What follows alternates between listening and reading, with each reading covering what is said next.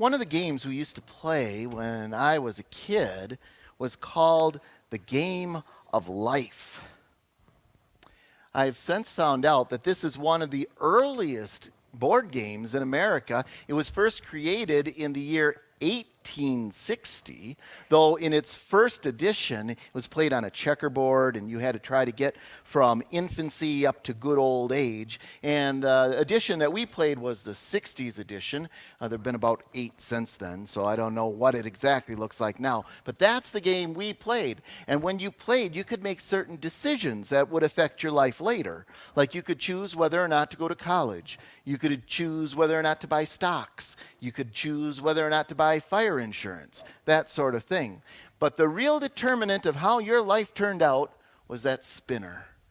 Because that spinner made you land either on a good square or on a square that was really bad news. And so a lot of it was just chance, which happens in life too, right? I mean, when Solomon was thinking about how does life turn out the way it does, he wrote these words in Ecclesiastes 9 in his almost perfect way of expressing it.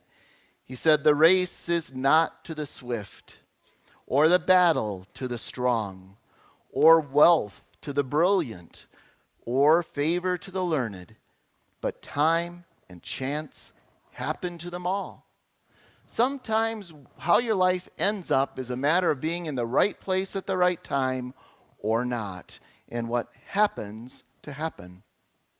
But then along comes our text for today.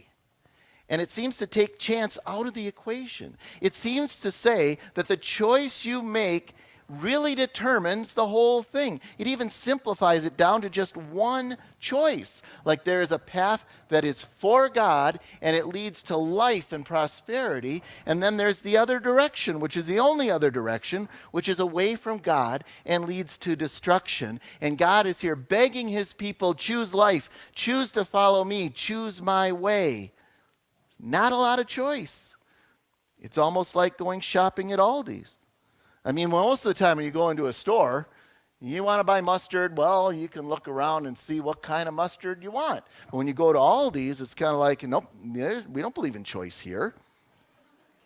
Here's mustard. You want it or don't you? God kind of simplifies the choice down for us too, right? You're going to follow me? Or are you not? There's not a third option. There's not a different way to go. There's just one choice, this direction or not. Very simple. And this text today comes up at a really eventful time in the life of God's people because they are right on the edge of the promised land. God is speaking to all young people because there are only 3 people in the whole country who are over the age of 40. Because this is the second time they've come to the edge of the promised land. And the first time they came there, God said, this is the way, choose my way, go into the promised land. And they said, that looks hard. Look at the big people there. Look at the battles we'd have to face. It's kind of scary. We don't want to. And God said, okay, then you're choosing the other direction. And they all died in the wilderness. And now everybody's under 40. And they're all at the edge of the promised land again. And God said, this is the way for your life. Follow me. And it's like, whoa, it's a momentous time. Like you and I always have the choice to follow God or not, but there are certain days, there are certain events in your life where it just seems like the decision is all the more clear, like it is a momentous decision right here. Am I going to be part of a church? Am I going to raise my child to follow the Lord? Am I going to be honest in this situation? That there seem to be the moments that are going to determine your character as a follower of God. And this was one of them for God's people here on this day. And it was scary what they were facing because God hadn't asked much of them up to this point. Life had been pretty easy. They were just walking around, listening to the stories. But you know what? They hadn't experienced all of the stories that they were hearing about. They didn't see the Red Sea part. That was their dad and their mom. They didn't see the 10 Commandments being given on Mount Sinai. They didn't see the 10 plagues. They didn't see the water from the rock. These are just stories that they had heard. And now they're being asked to go into the promised land and fight a battle that their forefathers said they were too scared to fight and go in there. God was saying there's just one direction, choose life. The challenges before you, they're going to be no match for you if you just follow me. Momentous occasion.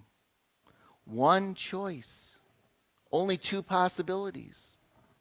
Reminds me of something that's going to happen later today. Some sporting event that a lot of people are going to watch.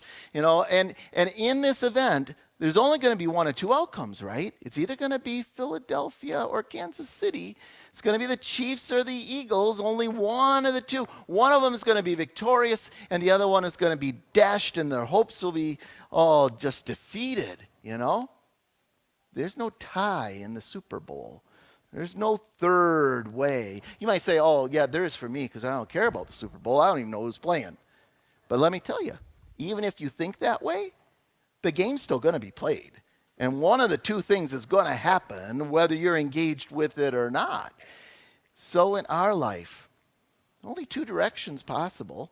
It's kind of like the choice God gave to Adam and Eve. You follow me and you live, or you eat and you die. One of the two. Are you going to follow God, or are you going to serve other gods in a way that leads to death? Following God is scary, because if you do, you're laying down your life in some ways. And you're saying, I'm not in control of the direction of this life. God is. And there are ways in which he's going to ask me to do something, and it's not going to be what I would first want to do. In fact, there are some things he's going to ask me to believe and to do and to understand that are better. And I don't think that way right now, maybe, but I trust him that he's going to make it clear. And I don't know how it's going to work out, or I don't know if I'm really sure that that's true, but I trust God because he said it, and I trust that he's going to show me later on how this was the very best way, because I'm following his way. And it's a scary thing to give up the reins and to give up the control and to say, okay, God, this is your direction here in this life, and I'm going to follow you even when I would rather do something else. Because people think to themselves maybe, well, I don't know that I want to do that. Maybe there's a third way. Maybe I can just be kind of a follower. Maybe I can just follow somewhat and be kind of good and yet still do the things I want to do when they're different from what God says. And then Jesus comes along in the gospel and he says, oh no, that's not how it works. You may think this way, but I say to you, this is how it really is. 4 times he says that in the gospel. And his words are just devastating to anyone who thinks there's a possibility of just being maybe good enough.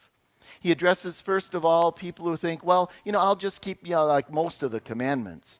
And he said, no, you haven't even kept any of them. You think maybe, do not murder. Maybe I kept that one. But I tell you that even if you hate someone in your heart, that's breaking the commandment in your heart. Maybe the lawyer Clarence Darrow had the gist of it when he said, I have never killed a person, but I have read many an obituary with distinct pleasure. He knew that that's breaking the commandment too. And Jesus even goes so far as to say, you call your brother a fool, and that's a sin. And not a small sin, like you might say, okay, you guys cut that out. Not a big thing. Jesus says you're in danger of the fire of hell, because any unforgiven sin makes you in danger of the fire of hell. And 3 more times he says, but I say to you. You think maybe you've been good enough in the 6th commandment because you haven't committed adultery, but I say if you lust after someone in your heart, you've broken that commandment in your heart.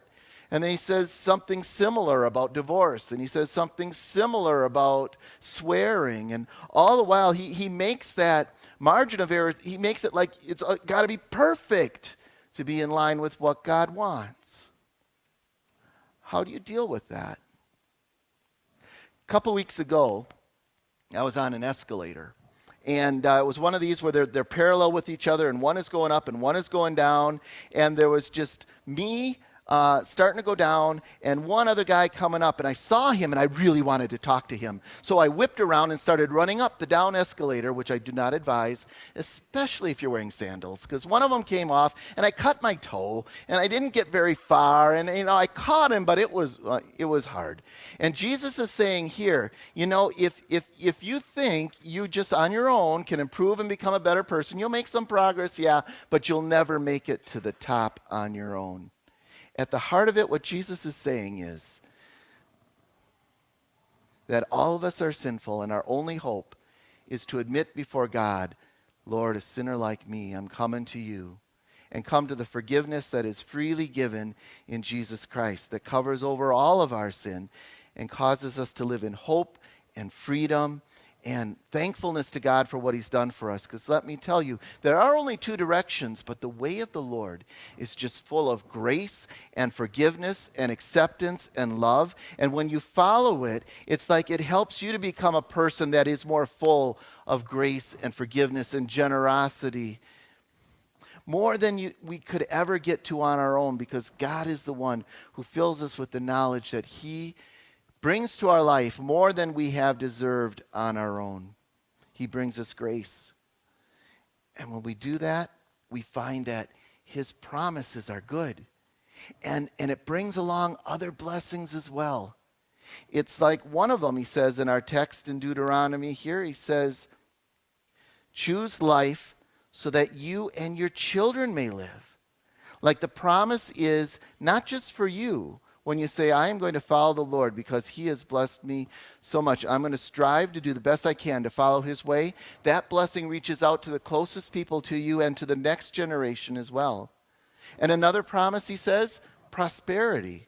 No, I don't believe that the more you give to God, the more he'll give to you and he'll make you rich. If that were the case, all of Jesus' disciples would have been rich, and they really weren't. Instead, I think prosperity has other ways to think about it. It's like you can really enjoy all the blessings of God in your life if you know you have enough and you have contentment and you have the knowledge that you can see this is from the hand of God and you know that he will provide for all that you need. It's kind of like the Israelites on the edge of the promised land. They were heading into a country where there were houses they hadn't built. There were orchards that they hadn't planted. There were all these things they hadn't deserved. And when I look at my life, I see the same thing. I have so many things that I really didn't make or really deserve. Yeah, I got a job, I earn a wage, but still, I am provided with so many good things by the Lord that when I think of prosperity, I think of someone who has enough and trusts God that he will provide, and they've got that sense of contentment in life. I'm reminded of a child that I saw while I was on vacation. This child was having just a meltdown. And the child wasn't two. The child was this big, big enough to know better, but there was this ice cream cart, and the mother had apparently said no. The thing was also, there were all kinds of wonderful tropical fruits where I was. You can imagine two children getting some wonderful piece of fruit, and the one of them having a meltdown because it's not ice cream, and the other one saying, hey, this is pretty good. But they're both in the same situation, but it's the attitude of their heart that's making the big difference, right?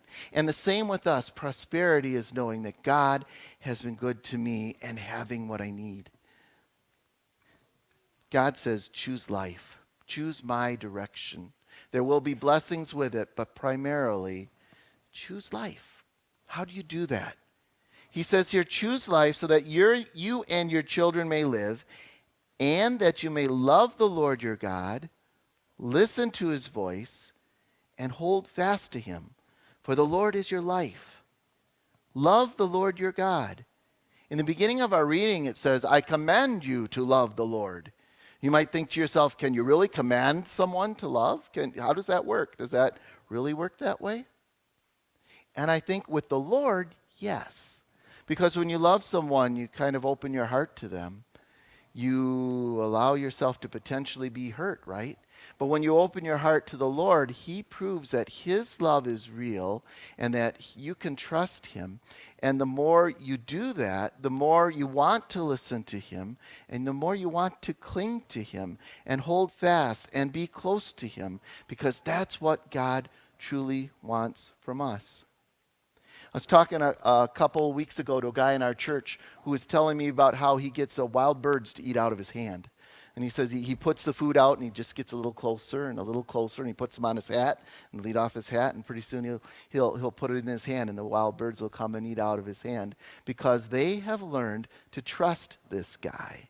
And in the same way, God says, love the Lord your God. You will find you can trust me. Listen to my voice. You'll find that it is the best path for your life. Hold close to the Lord your God because you'll want to, and you will find this to be true, that God has put the promised land ahead of you, and he has the best path in mind for your life. Amen.